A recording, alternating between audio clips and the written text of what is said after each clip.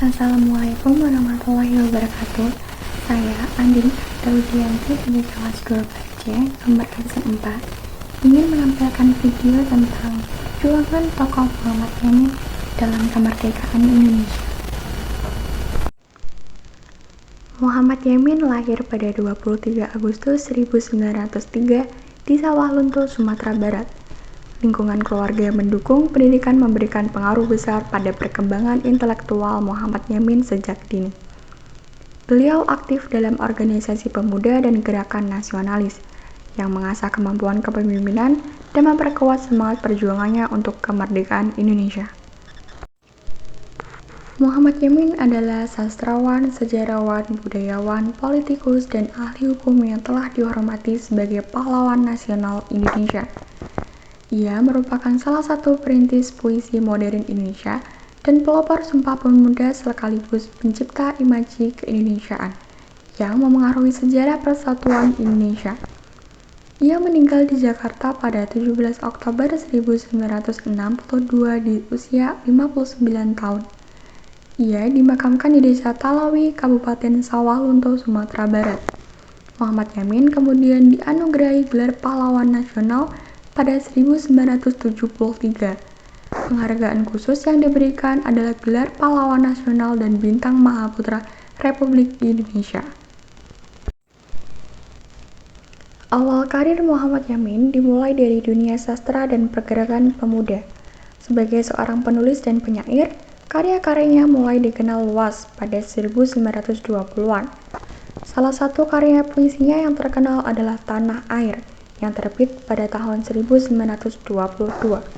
Muhammad Yamin juga adalah salah satu pendiri Jong Sumatran Bond, organisasi pemuda yang berperan penting dalam kebangkitan nasional. Ia juga aktif dalam Kongres Pemuda II tahun 1928 yang menghasilkan Sumpah Pemuda. Selain itu, ia merupakan salah satu penyusun Piagam Jakarta dan Undang-Undang Dasar 1945.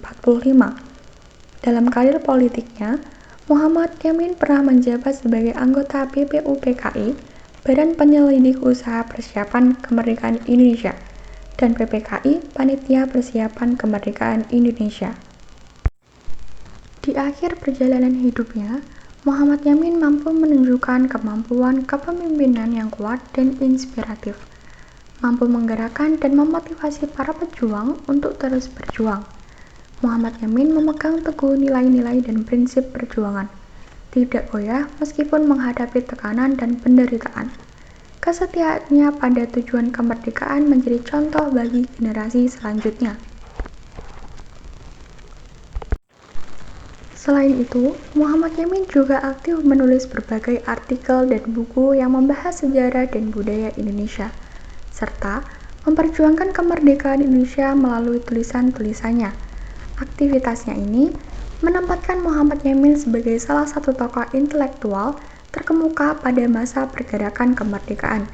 Setelah kemerdekaan, ia menjabat sebagai Menteri Kehakiman, Menteri Pengajaran dan Kebudayaan, serta berbagai posisi penting lainnya. Muhammad Yamin meninggal dunia pada 17 Oktober 1962 di Jakarta dan dimakamkan di Taman Makam Pahlawan Kalibata. Penulisan sejarah dalam revolusi dijadikan fungsi sebagai alat perjuangan. Diharapkan oleh Muhammad Yamin adanya kesadaran sejarah yang tinggi bagi bangsa Indonesia yang sedang berevolusi. Dengan demikian, diharapkan supaya semangat berjuang bangsa Indonesia tetap berkorban, terus dan tetap tinggi, dan supaya sejarah memenuhi fungsinya di alam revolusi itu. Muhammad Yamin mengadakan revolusi dalam pandangan sejarah. Ia menyatakan, revolusi dalam sejarah itu memberikan kemungkinan, bahkan mengharuskan setiap manusia Indonesia untuk mempelajari sejarah nasional, sejarah umat manusia agar lebih sadar akan diri pribadinya sebagai manusia Indonesia, sebagai pejuang revolusioner. Muhammad Yamin adalah seorang yang mempunyai pendirian teguh, dan sejak muda sudah yakin akan kebenaran pendiriannya itu, yaitu kejayaan Indonesia Raya.